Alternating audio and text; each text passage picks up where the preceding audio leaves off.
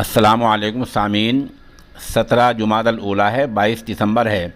ख़बर का उन्वान है यूपी में बेटियां कितनी महफूज हैं।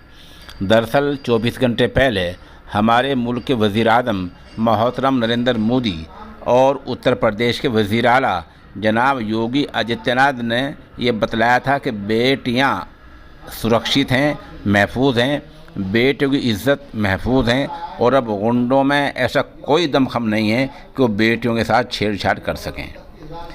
ये दोनों इस तरह धाड़ रहे थे और उधर कानपुर में डांस टीचर ने 3 नाबालिग बेटियों के साथ हैवानियत का मुजाहरा किया था कि डांस सिखाने की आड़ में कई लड़कियों की इज्जत लूट चुका था। ये वो धाड़ है जो नरेंद्र मोदी साहब और योगी जी को सुनाई नहीं दे रही है।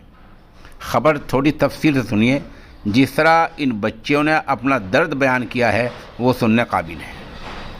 पुलिस को दिए गए बयान में बच्चियों ने कहा, सर हम लोगों को डराते थे, धमकी देते थे, डांस के दौरान वे गलत हरकत करते थे, गलत काम किए और वीडियो बना लिए, धमकी दी कि अगर शिकायत की तो वे वीडियो वायरल कर देगा जिससे वे बदनाम हो जाएंगी।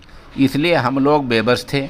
कुछ इस तरह से मुतासिर 3 नाबालिग बच्चियों ने डांस टीचर हिमांशु सोनी की करतूतों की दास्तां बयान की है।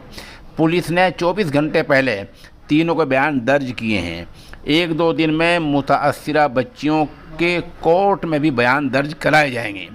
गोविंद नगर के गुजैनी के रहने वाले Himanshu Saini R1 dance academy चलाता है। साइबर ठगी की जांच करते हुए पुलिस ने 2 दिन पहले खुलासा भी किया था। हिमांशु ने डांस सिखाने की आड़ में नाबालिग बच्चियों की बेइज्जती की, उनकी इज्जत लूटी, उनके फहश वीडियो बनाए, उनसे पैसे वसूले। पुलिस ने उसको जेल भेजा था। अब तक 4 मुतासिरा लड़कियों के बयान सामने आ चुके हैं। एक मुतासिरा बालिग भी है जबकि दीगर 3 नाबालिग हैं। उनकी उम्र 13-14 साल की है। पुलिस ने 24 घंटे पहले तीनों मुतासिरा नाबालिग बच्चियों के बयान दर्ज किए। बच्चियों ने बताया कि डांस टीचर जब डांस सिखाता था तो वह हमको छूता था, टच करता था। हमें लगा कि वह जानबूझकर ऐसा नहीं कर रहा है, इसलिए वह कुछ नहीं बोलती थी। मगर बाद में उसने बहकाकर, डराकर, धमकाकर हमारी इज्जत लूट ली, हमारी नामुस से खिलवाड़ कर लिया, हमारे फहश वीडियो बनाए, वीडियो वायरल करने की धमकी दी। इसलिए हम सभी खामोश थे। डर था कि कहीं वीडियो वायरल ना कर दें। एक बार बेइज्जती करते हुए, इज्जत लूटते हुए भी उसने वीडियो बनाया। बाद में मुलजिम हिमांशु ने कई बार इन नाबालिग बच्चियों को अपनी हविस का शिकार बनाया।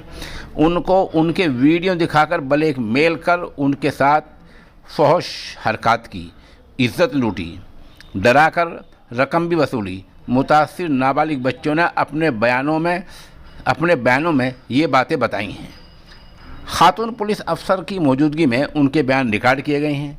सभी ने ये नाबालिग बच्चियां डरी हुई हैं। पुलिस इनकी काउंसलिंग भी करवा रही है, इनको सलाह मशवरा दिलवा रही है, समझाने का काम कर रही है।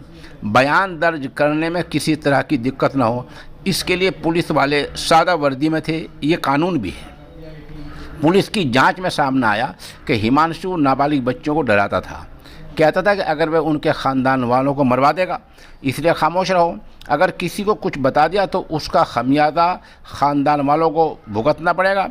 उधर जब पुलिस को हिमांशु की करतूतों के बारे में पता चला तब मुतासिर परिवारों से रब्ता किया, लेकिन वो बदनामी के डर से कुछ कहने को तैयार नहीं थे। खैर, सब इंस्पेक्टर गोविंद नगर रोहित तिवारी ने उनको समझाया, तब कार्रवाई जारी हुई। सवाल ये है, ये हैवानियत, ये दरिंदगी क्या मोदी और योगी जी को नज़र नहीं आती है? वो एक तरफ धारते हैं कि बेटियां महफूज हैं, बेटों की इज्जत महफूज है।